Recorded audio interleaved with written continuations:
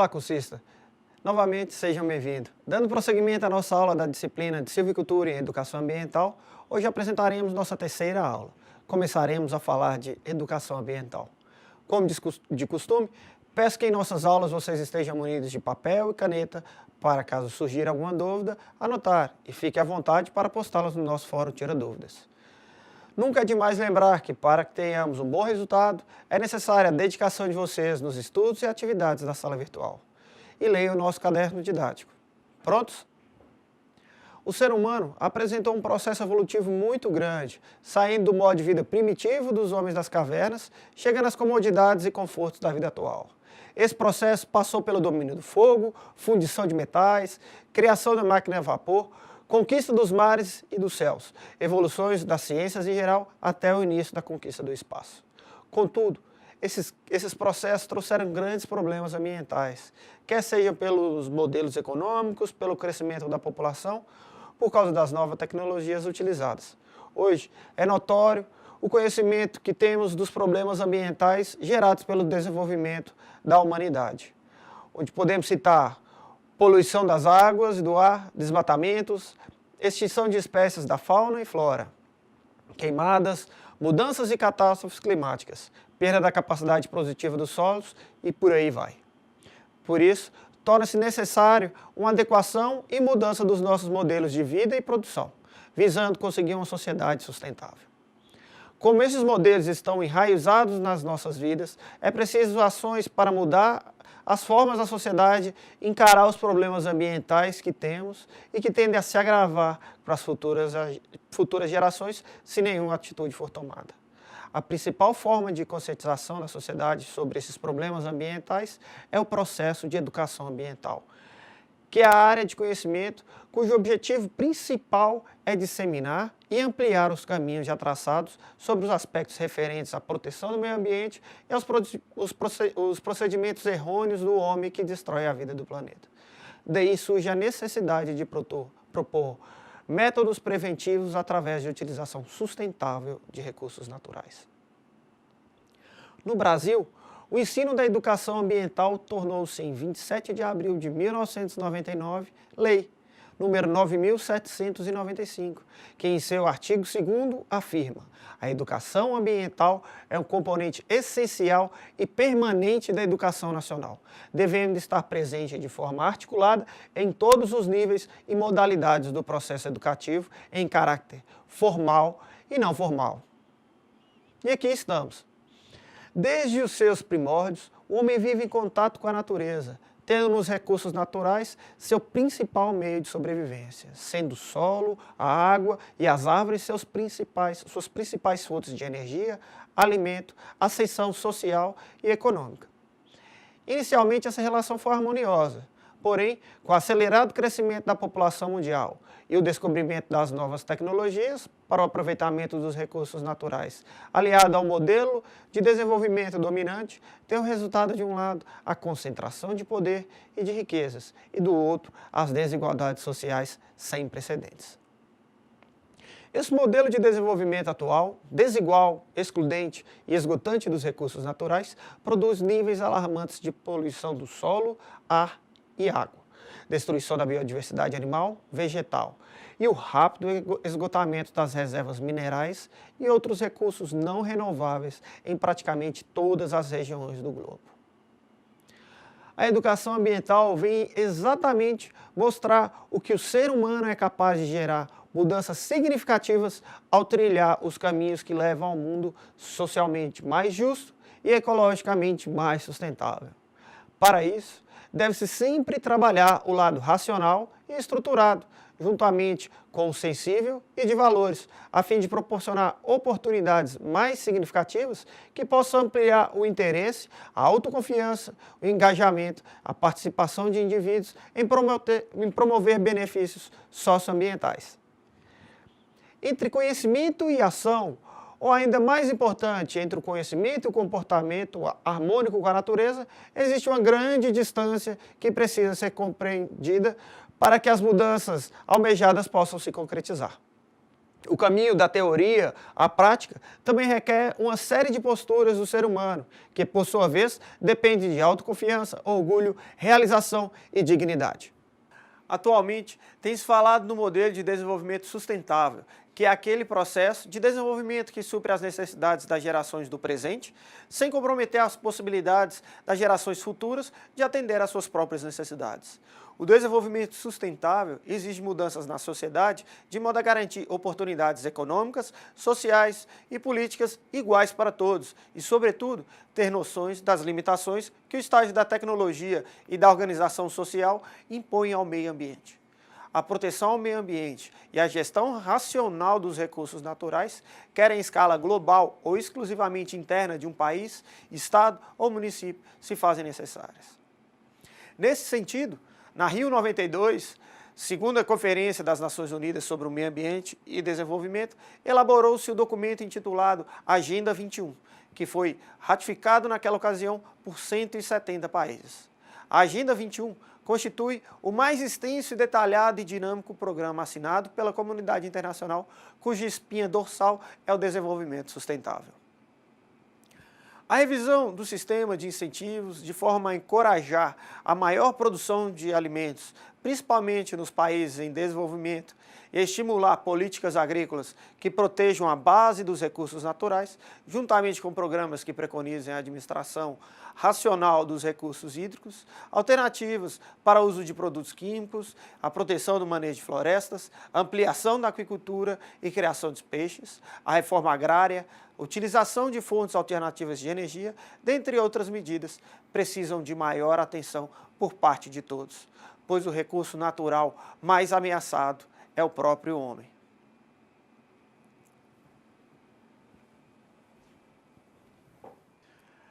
Propôs que a educação ambiental seja um processo de formação dinâmico, permanente e participativo, no qual as pessoas envolvidas passem a ser agentes transformadores, participando ativamente da busca de alternativas para a redução de impactos ambientais e para o controle social dos recursos naturais. Considera-se como objetivo da educação ambiental atingir o público em geral. Parte do princípio de que todas as pessoas devem ter oportunidade de acesso às informações que lhe permitam participar ativamente na busca de soluções para os problemas ambientais atuais. Didaticamente, dividem-se as demandas de educação ambiental em categorias básicas. A educação formal, que é desenvolvida nas escolas, em todos os níveis, não como uma disciplina específica, mas em todas as disciplinas, como um elo que as interliga. Temos também a educação não formal, direcionada à comunidade, como para visitantes de uma área de proteção ambiental, a uma empresa com seus funcionários, a educação ambiental feita nos bairros, entre tantas outras propostas possíveis. São desenvolvidas por associações de bairros, comerciais, industriais, organizações não governamentais ou por instituições de ensino, a exemplo dos cursos de extensão universitária. Por último, nós temos a educação informal, transmitida de maneira informal, como as informações que são veiculadas pelos rádios, jornais, rádio, TV, filmes, peças teatrais, outdoors, traseiras de ônibus, em meio a outros. A Lei Federal número 9.795, sancionada em 27 de abril de 1999, institui a Política Nacional de Educação Ambiental. Essa lei foi submetida à análise de vários setores, órgãos governamentais como o MEC, o IBAMA e o Ministério do Meio Ambiente, organizações não governamentais, universidades, entre outros. Sendo essa a mais recente e mais importante lei para a educação ambiental. Nela, são definidos os princípios relativos à educação ambiental que deverão ser seguidos em todo o país. Essa lei foi regulamentada em 25 de junho de 2002, pelo decreto número 4.281. A educação ambiental é um processo em que busca despertar a preocupação individual e coletiva, garantindo o acesso à informação e contribuindo para o desenvolvimento de uma consciência crítica, estimulando as questões ambientais e sociais, assumindo uma ação transformadora como questão ética e política. A seguir, comentaremos os principais artigos da lei. De acordo com a lei, artigo 1º, o homem é visto como um agente transformador, responsável pela qualidade e sustentabilidade da vida no planeta, deixando de ser um mero espectador. A inclusão da educação ambiental como um componente da educação nacional, o artigo 2º, garante um espaço de ação na educação formal e não formal. Instituir a Política Nacional de Educação Ambiental, artigo 6º, significa dizer que a educação ambiental passa a ser elemento determinante das políticas públicas, pautada em princípios e objetivos claramente definidos. A lei define as linhas de atuação, no artigo 8º, mostrando preocupação com a aplicabilidade através da capacitação de profissionais, do incentivo à pesquisa e à produção de material educativo. Define também a participação dos meios de comunicação tendente a difundir valores e divulgar temas ambientais para a sensibilização da comunidade, levando informações sobre os problemas ambientais e divulgando possíveis soluções. Destaca-se aqui o papel das empresas públicas e privadas na busca de alternativas tecnológicas, como as universidades e outros setores da sociedade. A Lei 9.795/99 é apresentada como anexo em nosso caderno didático. Bem, a partir de agora, nós vamos discutir os principais problemas ambientais que temos numa sociedade atual, como uma forma de definir ações, atividades e propostas de um trabalho de educação ambiental. Atualmente, nós deparamos com grandes problemas ambientais decorrente do grande crescimento da população mundial e dos modelos de desenvolvimento econômico adotados.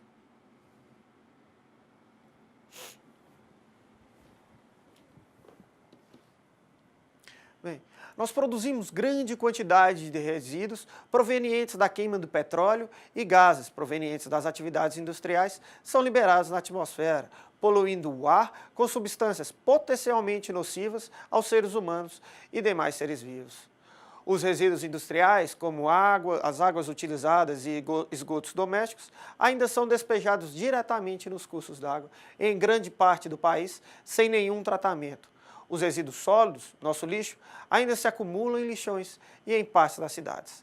As atividades de extração mineral e construções de infraestrutura, como estradas, ferrovias, usinas hidrelétricas e outras atividades, causam grande degradação ao solo, aos recursos hídricos, à flora e à fauna.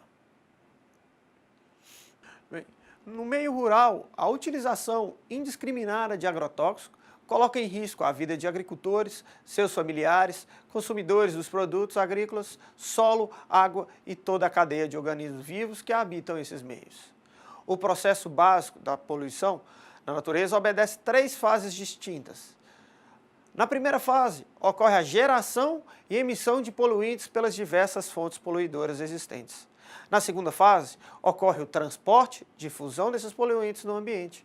Nessa fase, as águas e os ventos, dentre outros fatores, têm papel preponderante.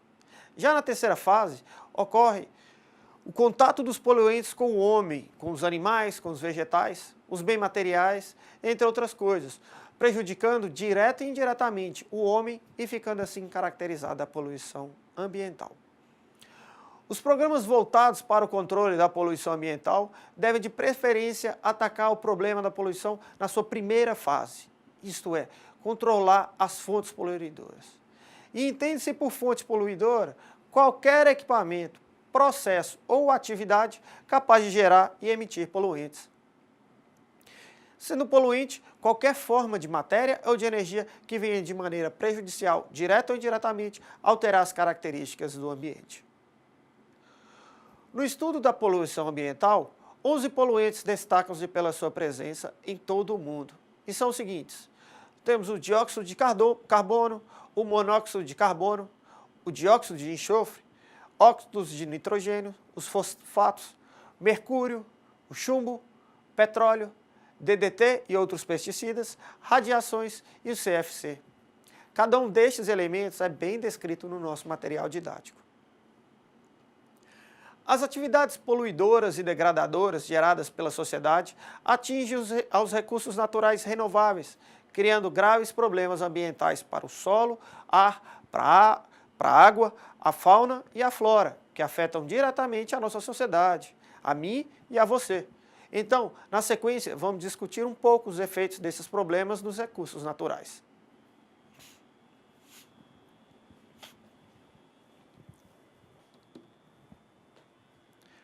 A água pode ser considerada como uma das principais fontes de vida para a humanidade.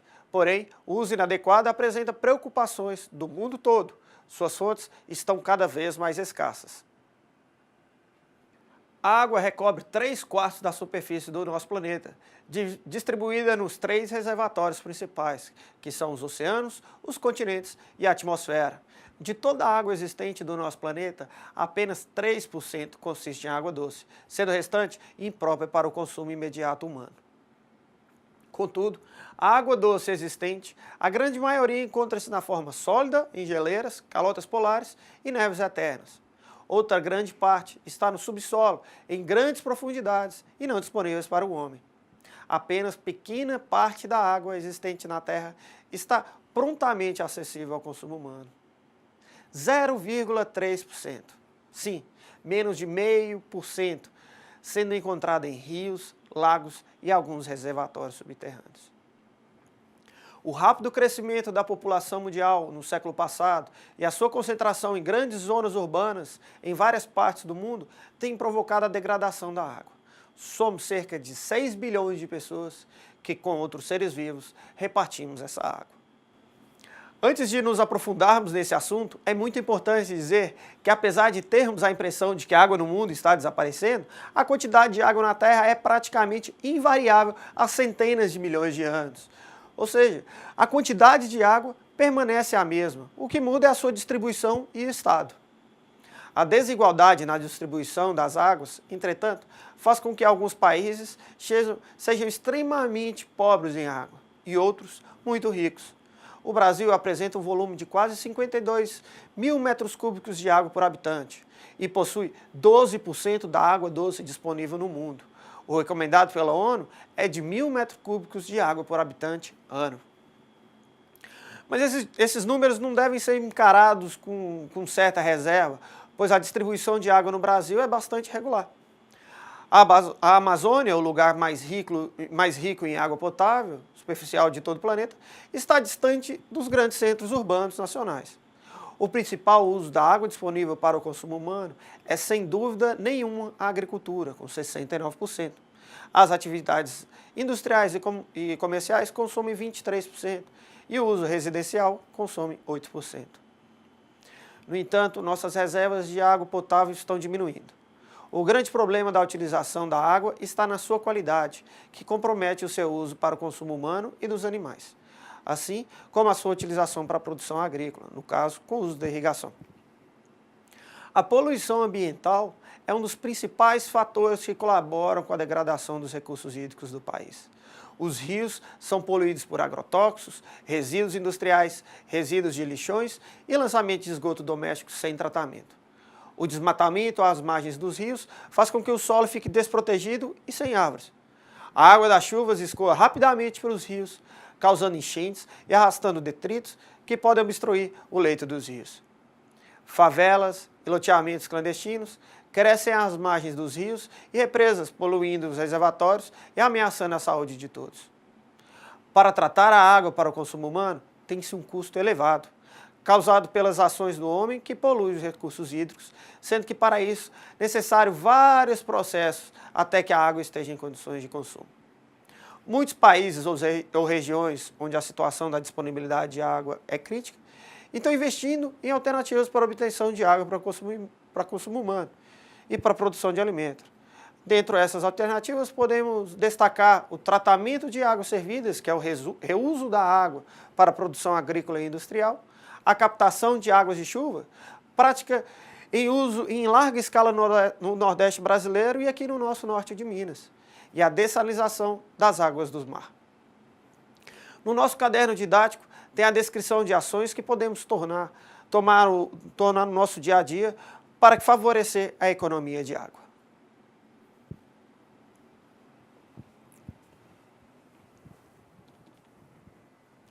O ar é o nome da mistura de gases que compõem a atmosfera da Terra, sendo a atmosfera definida como uma fina camada de gases sem cheiro, sem cor, sem gosto, presa à Terra pela força da gravidade.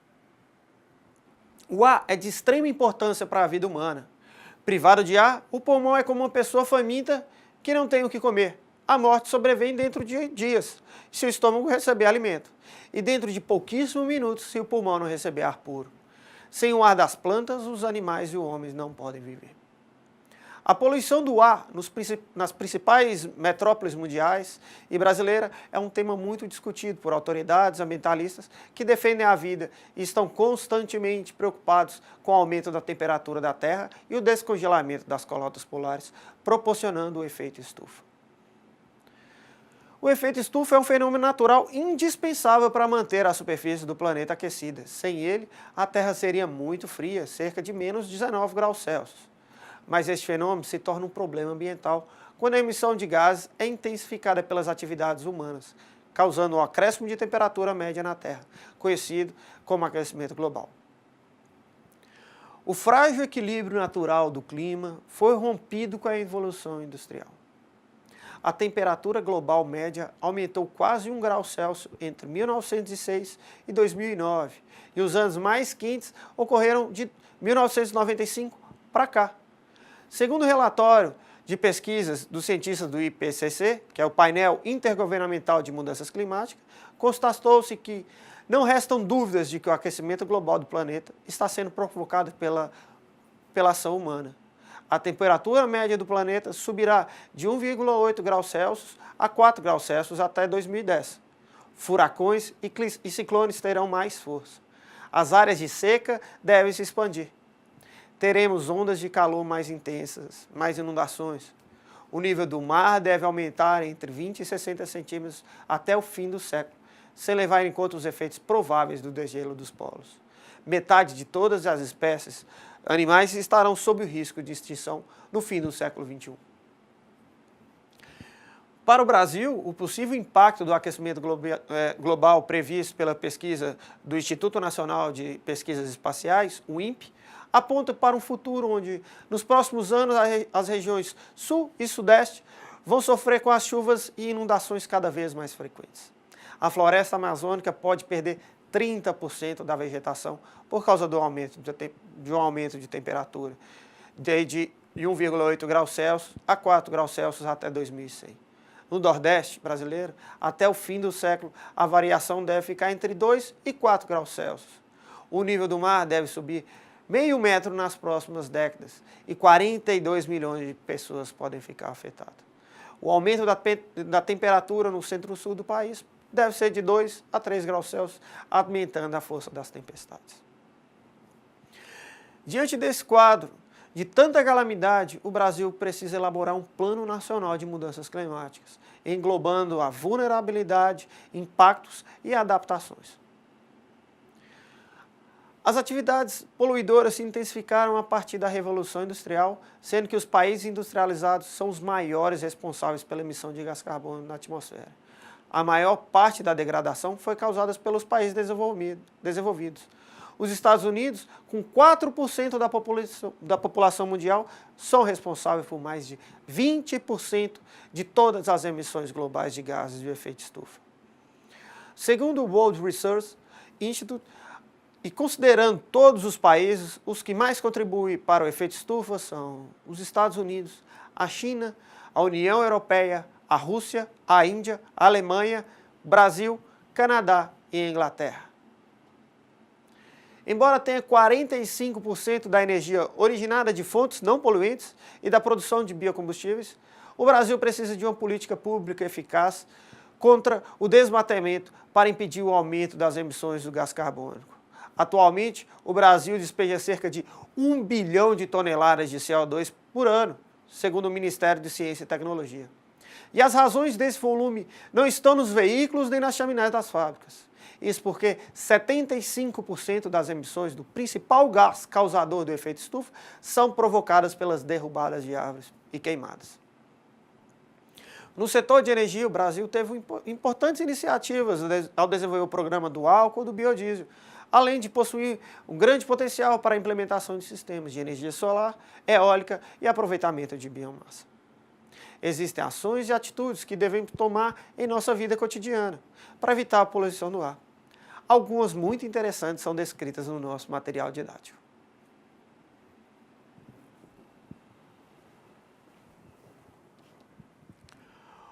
O solo é a camada mais fina da crosta terrestre e se localiza na superfície externa. Na formação do solo existe a ação do clima, do relevo e dos organismos vivos sobre as rochas expostas na superfície do planeta. Essas rochas vão sofrendo transformações com o tempo e o solo vai se formando aos poucos. São necessários cerca de 400 anos para que 1 centímetro de solo seja formado. A poluição do solo consiste numa das formas de poluição que afeta particularmente a camada superficial da crosta terrestre, causando malefícios diretos e indiretos à vida humana, à natureza e ao meio ambiente em geral. Existem vários tipos de poluição no solo, sendo causadas pelas atividades no meio urbano e do meio rural. A poluição causada pelo ambiente urbano, onde se concentra uma população maior, é composta principalmente pelos resíduos sólidos urbanos. Os resíduos sólidos urbanos, que vulgarmente são denominados por lixo urbano, são resultantes da atividade doméstica e comercial das cidades. Estima-se que cada pessoa produz em média 1,3 kg de resíduo sólido por dia. E dessa forma, uma pequena cidade de apenas 10 mil habitantes produziria mais de 10 toneladas de lixo diariamente. E geralmente, a deposição deste lixo é realizada de maneira inadequada na natureza, provocando a contaminação do solo e, consequentemente, a poluição de mananciais hídricos e a poluição do ar. O lixo produzido na maioria das cidades é descartado, infelizmente, em lixão, aterros sanitários, incineradores, coprocessamento, confinamento permanente, biogasificação e reciclagem, onde destacamos alguns. O lixão, o vazador ou descarga de resíduos a céu aberto, é uma forma inadequada de disposição final dos resíduos sólidos, que se caracteriza pela simples descarga do lixo sobre o solo, sem medidas de proteção ao meio ambiente ou à saúde pública. Os aterros sanitários são considerados como uma solução prática, relativamente barata de disposição final dos resíduos urbanos e industriais. Ora, a reciclagem é um processo de reaproveitamento de resíduos sólidos, orgânicos e inorgânicos. É considerado o melhor método de destinação do lixo em relação ao meio ambiente, uma vez que diminui a quantidade de resíduos enviados aos aterros sanitários e reduz a necessidade de extração de matéria. Uma grande contribuição que podemos dar para evitar a poluição do solo é incentivar e participar de programas de coleta seletiva de lixo. Para isso, deve separar o lixo para que seja enviado para reciclagem. Significa não misturar materiais recicláveis com o restante do lixo. Outro grave problema ambiental relacionado ao solo está na sua degradação através dos processos erosivos que estão intimamente relacionados ao seu uso pelo ser humano. A erosão é a destruição do solo e das rochas e seu transporte, em geral, feito pela água, chuva e pelo vento. A erosão é um problema muito sério, deve ser adaptadas práticas de conservação do solo para minimizar o problema. O problema ocorre quando o homem destrói a vegetação para o uso de terra e deixa o solo exposto, porque a erosão torna-se severa e pode levar a um quadro futuro de desertificação. Os problemas advindos de não se cuidar adequadamente do solo são observados na zona rural e nas cidades. Todos os anos nós observamos, nos períodos de chuva, nos noticiários, que as cidades estão alagadas, desabrigando milhões de pessoas. Os deslizamentos das encostas destroem muitas residências e impedem o fluxo e o transporte pela obstrução de rodovias. No meio rural, produtores perdem safras por enchentes e pela falta de acesso ao escoamento da produção, sem contar com a perda da capacidade produtiva do solo pelo carreamento das camadas mais férteis, tornando as terras improdutivas e elevando os gastos com fertilizantes, havendo a necessidade de executarmos ações para evitarmos esse problema. Para isso, podemos não desmatar a vegetação nativa, evitar de construir em locais de riscos, não jogar lixo nas ruas, manter limpa a rede de drenagem pluvial, não realizar queimadas, utilizar de práticas agrícolas conservacionistas, principalmente no que se refere ao preparo e o manejo de solo. Ao construir estradas, ruas e acessos, deve planejar uma rede de drenagem eficiente e que não favoreça os processos erosivos.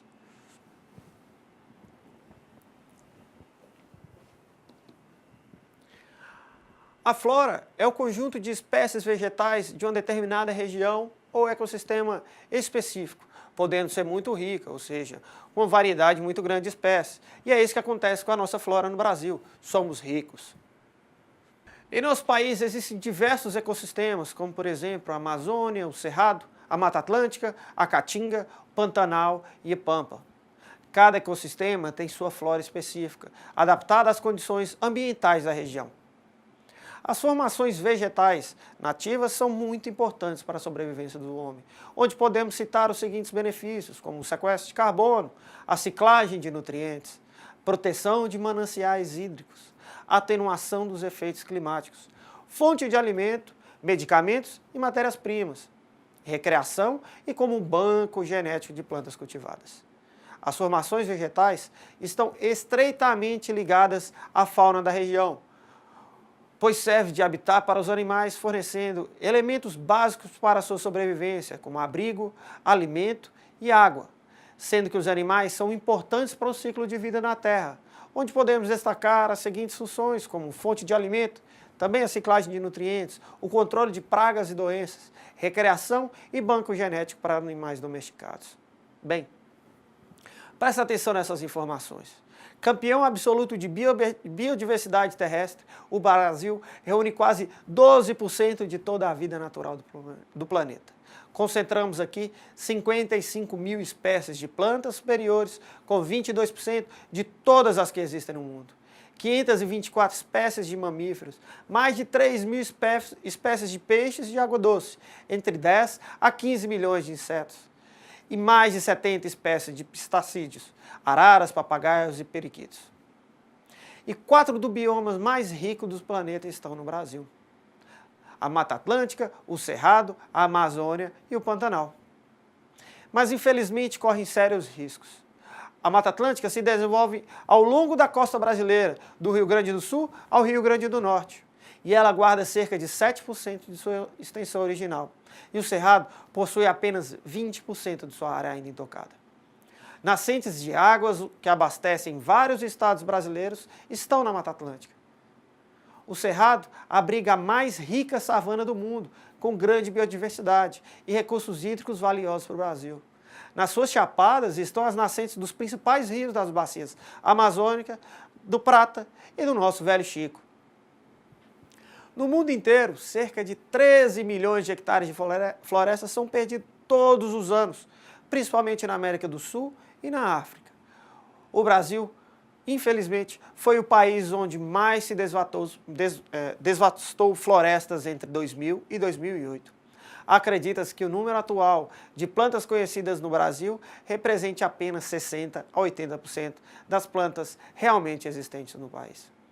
Essa diversidade é tão grande que em cerca de 1 hectare de floresta amazônica ou de Mata Atlântica encontra-se mais espécies de árvores do que em todo o continente europeu. E falando em Europa, lembramos que os países desenvolvidos da Europa e da América do Norte e Ásia, as florestas foram devastadas em nome do próprio progresso, para dar lugar às plantações, pastos, cidades, indústrias, usinas, estradas e por aí vai. Os biomas naturais brasileiros já foram bastante devastados e encontram-se em grande pressão devido ao modelo de desenvolvimento da vida moderna. O bioma Mata Atlântica, que cobria originalmente quase todo o nosso litoral, foi onde foram implantados os primeiros grandes centros urbanos do país. O motivo favoreceu a devastação e a grande degradação dos principais para a criação de cidades, indústrias, usinas, estradas, lavouras e pastos. E com o crescimento da população e principalmente a melhora nas tecnologias agrícolas, a expansão caminhou para o bioma cerrado, onde a facilidade de mecanização favoreceu a expansão da fronteira agrícola, ameaçando também esse bioma. Atualmente, as atividades de expansão da agropecuária e mineração para a região da Amazônia, onde as atividades de extração de madeira, como queimadas, para abertura de áreas para a pecuária e, posteriormente, a agricultura tem crescido muito nos últimos anos, sendo necessárias ações da sociedade para impedir uma grande devastação desse bioma brasileiro. Encerramos aqui nossa primeira aula sobre educação ambiental, nos dando uma base muito interessante para as tomadas de decisões como técnicos em agropecuária e mais ainda como cidadão. Na próxima aula, falaremos um pouco sobre os problemas ambientais nas propriedades rurais de um modo geral e sobre a conscientização, o que é e o como fazer. Lembrando que nosso Fórum Tira Dúvidas 3 já está no ar. Estamos à disposição. Fique bem, bons estudos e até a nossa próxima aula.